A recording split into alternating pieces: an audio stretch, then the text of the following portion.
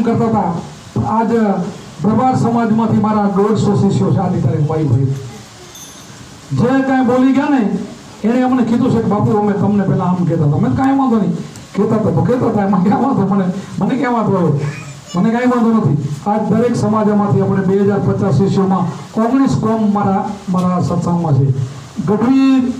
ગઢવી જય માતાજીને માનવાવાળા આમાં ના આવે, પણ અહીંયા અમારામાં 60-70 તો બહેનો ભાઈઓ ગઢવી મારામાં જોડાણા છે. રજપૂતો છે, પટેલો છે, બ્રાહ્મણો છે, બાવા છે, બધી જ સમાજો આજે બધી જોડાણો છે. મારે શિષ્યો બનાવવા તો લાખો બનાવવા, પણ મારું ટાર્ગેટ હતો મેં પૂરો કર્યો. અને મારાથી ઘરને પૈસે પહોંચાય એટલું થયું કે આનાથી માથે હું નહીં પહોંચી શકું એટલે મેં બંધ કરી નાખ્યું. અને હું આજે કહું છું કે 2000માં અમારા 1000 શિષ્યો કરશે અને બીજાના 5 લાખ હશે ને એમાં 1000 નહીં તરે. કારણ કે 5 લાખ કર્યા એ બધા પૈસા કમાવાવાળા, દક્ષિણા લેવાવાળા, લાખો વીઆઈપી ગાડીઓમાં ફરવાવાળા, બીજાના પૈસે મોજ કરવાવાળા. અને અમારા ઘરે તો અત્યાર સુધી મોટરસાઇકલ નથી. હજી સુધી સચોટ સત્સંગમાં જઈએ તો છાના માના કોકણાથી 2000 રૂપિયા વ્યાજે લેવા પડે ત્યારે સત્સંગમાં જઈ શકી એવી પોઝિશન હતી, તોય કોઈને ખબર નથી પડતી હતી. અને એમાં સત્સંગ કર્યા છે અને ગામો ગામ ફર્યા છે, તોય અમે હટ્યા નથી. આમ તોય કોઈને ખબર નથી પડતી હતી. મારે મારા વખાણ કરીને ઘણી વાતો નથી કરી, બહુ ઘણ્યું છે. ચોપડો આખો હાલે, સવાર સુધી હાલે એટલે આપણે અહીંયાથી મૂકી દઈએ. મારો નાથ 14 લોકનો નાથ મારા ભેગા હતા. મારો નાથ 14 લોકનો કોણ ખબર છે? હું મારા ગુરુને ભગવાન લખું છું. મારા ગુરુનો 14 લોકનો નાથ લખું છું. મને મારી મુક્તિ મારે ગુરુ મારે જ કરી છે. બીજો ભગવાન કોઈ ઉપરથી આવીને મને સમજાવવા નથી આવ્યો. મને આ રસ્તો મારા ગુરુમાં જ મારા ભગવાન એ છે. મને એ રસ્તો એને બતાવ્યો છે. કે હું અત્યારે ક્યાં એમાં જે છે ને એ ક્યાં ક્યાંય એને સંતો જાગતા ના સેવ તો મળે. રવિચંદ્ર દેવ મણછા માલની કોરક જાગતા ના સેવ. જે જાગેલો એટલે જે સમજી ચૂક્યો જાગેલો. જાગ્યા સોનારા ભય પાયો હું તને જમે ખાયા. જે જાગી ગયો એ ભય પટપટો હું તો એટલે અજ્ઞાન દશામાં જે નથી એમ તો હું તો કહેવાય. બીજું નહીં. આ બધા જાગીને એમ નહીં, જે અંદરથી જાગી ગયો છે, પોતાના આત્માને ઓળખી ગયો એ જાગ્યો કહેવાય. અને એને આપણે ઓળખી લઈ, એને ઓળખવા માટે સંતોની આપણે સેવા કરવી પડશે, સંતો પાસે જવું પડશે. મન તો પ્રસન્ન કર કિલતાર દર્શન ઘડી ઘડી એકતાર. સાધુ સંતોની સેવા કરી લે વેદવાણી દિલમાં ધાર. વેદવાણીનો કરી લે વિચાર તો ખોટે મનનો વિકાર કાઢવો હોય તો આપણે પ્રથમ સંતોનો સંગત કરવી પડશે. નવદા ભક્તિમાં શું હોય? પ્રથમ કર સંતન કી સંગા, દૂસરી કથા પ્રસંગ. કથા પ્રસંગ પછી આવે. કથા આપણને સમજાવે કોણ? સંત સમજાવે. એ પહેલો સંત મળવો તો નહીં ત્યારે સમજાવે ને. એટલે પહેલો સાધુની સંગત અને એની સેવા, તે પહેલાં તમારો આ કામ નહીં થાય. એટલે આ પરંપરા છે, ગુરુ પરંપરા. આપણા 24 તીર્થંકરો થઈ ગયા ને, એ પણ બધા ક્ષત્રિયો છે ને બધા આ ધ્યાન કર્યું છે. તમને ખબર હોય તો મહાવીર સ્વામી એક સરોવરને કાંઠે ધ્યાન કરતા હતા અને ધ્યાનમાં એ સમાધિસ્થ થઈ ગયા. સમાધિ ચડી ગઈ. ગોવાળી આપણા જેવા બધા માલધારી આવ્યા, ગાયું મૂકી તળાવમાં મૂકીને રોટલા ખાવા જતા હતા. એ બાવા કે ધ્યાન રાખજો સાધુ કે અમે રોટલા ખાવા, ગાયનું ધ્યાન રાખજો.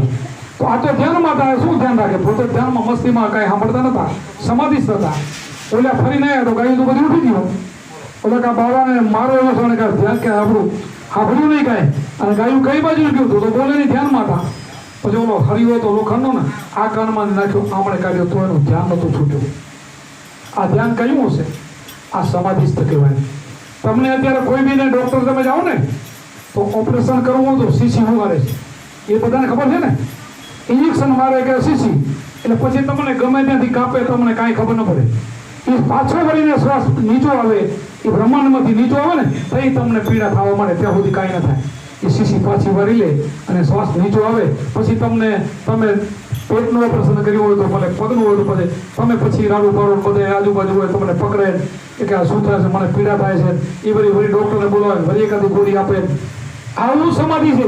એ સમાધિ સ્તંભ હોય એટલે એને કાંઈ ન થાય શરીરમાં. એ જગ્યાએ વગર ઇન્જેક્શન અને વગર શીશી એ 10મા દ્વારમાં નીકળી જતો હતો. એ યોગ કળા છે, આ સહજ સમાધિ છે. અને એવા આપણા સંતો બધા કરી ચૂકેલા છે અને ભૂમિકાએ પહોંચેલા હોય છે. આપણને સંતને ખબર ન પડે કે સંત કોણ છે, એના માટે શીંગણા તો ઉગતા નથી. સંત આપણો સંત એવો ના કે મોટી મોટી જટાઓને હારા ભગવા કપડાં આવું બધું હોય ને સંત કહેવાય, એવું નહીં. આપણે ચાંદા સુરતને ચાલતા ના પાડ્યા, વધતી ના પાડી હોય એમ ભગતને ભજતા ના પાડ્યો. આ ત્રણેય અચરજ કરી. ચાંદો ને સૂરજ અમે તમે જોઈ લો ને તો ક્યાં હાલે ને કેટલો પહોંચ્યો ખબર ન પડે, પણ આમ ઉગે ને આમ હોય સવારે. એમ એક મોટી વેલ થાય છે, અહીંયા તમે વાવ્યો ને પાણી પાવો ને રાત વધે તો તમારી 10 ફૂટ ચડી જાય, પણ સામે ને અમે તમે જોઈને બેઠા તો ખબર ન પડે વધે છે. એમ ભગતની તમને સંતની ખબર ન પડે.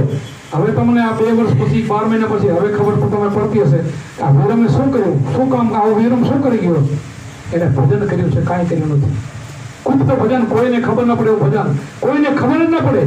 એટલે કીધું કે ચાંદા સૂરજને ચાલતા ના પાડ્યા, વધતી ન પાડી હોય એ ભગતને ભજતા ના પાડ્યા. આ સચ કે ભજન કોઈ આડંબર ન કરે, ટીલું નહીં, ટપકું નહીં, મારા નહીં. ક્યારે ભજન કરે રાતના એ પણ ખબર ન પડવા દે. એ રાડું ન પડે હું ભજન કરવા બેઠો છું, કોઈને કે પણ નહીં. એવી અમારી ભક્તિ છે, છૂટું કે ગુપ્ત જ્ઞાન છે. આ આગમ ભેદ છે. અને એ ક્યારે આગળ વધી જાય એ સંત એવો બની જાય ભગવાનને પણ રોડી રાખી દે. હનુમાનજી કેમ રામને રોડી રાખ્યા, એવું ભગવાનનું એનું કામ કરવું પડે. એ બોલે એમ થઈ જાય, એ બોલે એમ ભગવાનને કરવું જ પડે. 101% એના મોઢામાંથી નીકળી ગયું એટલે એ જગ્યાએ ભગવાનને આવી કરી દેવું પડે. એવો બને એવા તમે બધા જ બની શકો. પણ એ જગ્યાએ ભૂમિકાએ આવો તો, આ ધ્યાન કરો તો, આવું ધ્યાન ગુરુ પાસેથી મળે. એ તમને ધ્યાન આપે, એનાથી તમને જ્ઞાન થાય. પછી તમને ખબર પડે કે હા હું શું છું, હું ક્યાં ફરતો હતો, મારી જિંદગી મેં બગાડી, આટલા વર્ષો તો મારા પાણીમાં ગયા, બધા જ સ્વ સામે ખોઈ નાખ્યા. અને પછી લાઈ થઈ જાય, પછી પાછો ધર્મનો સુધરી જાય. આ બધા સંતો આપણે વાલીઓ લૂંટારો વાલીઓ ભૂલ નારદજીનો ભેટો થઈ ગયો તો એ મહાન ઋષિ બની ગયો. અને રામચંદ્રજી પહેલા તો રાવણ બનાવી દીધી. વિચાર કરો, વાલ્મીકી ઋષિ બની ગયા. જયસલ જાડેજો બારોટીઓ માથાના વાળ જેટલા પાપ કર્યા એટલે પલમાં મુક્તિ થઈ ગઈ. આપણે કઈ કર્મના બદલાવ દેવા પડે, બધાને દેવા પડે, ભગવાનને ભોગવવા પડ્યા, સાચી વાત ભોગવવા પડે. પણ એક બ્રહ્મ કે અગ્નિનો ભડકો આવે ને તો બધું બનીને ભસ્મ કરી નાખે. એક સુરતા તમારી સોલમાં પહોંચી ગઈ. ગુરુના કહેવાથી ભજન એવું છે કે તમારા બધા જ કર્મ તમારા કાપીને જે સમજાણા એક ફટતીને બધા કાપી નાખ્યા. વાલિયા ભીલના બધા કપાઈ ગયા. એક યોગ એવો છે કે કર્મને તે કાપવું હોય તો સુરતા જે શબ્દમાં એનો ભેટો થઈ જાય તો બધા તમારા કર્મ કપાઈ જશે. અને બીજો જન્મના સારા કરે ને શ્રીમંત ના કરે. આપણે મારી વાત નથી, ગીતાની સાથ પૂરે છે.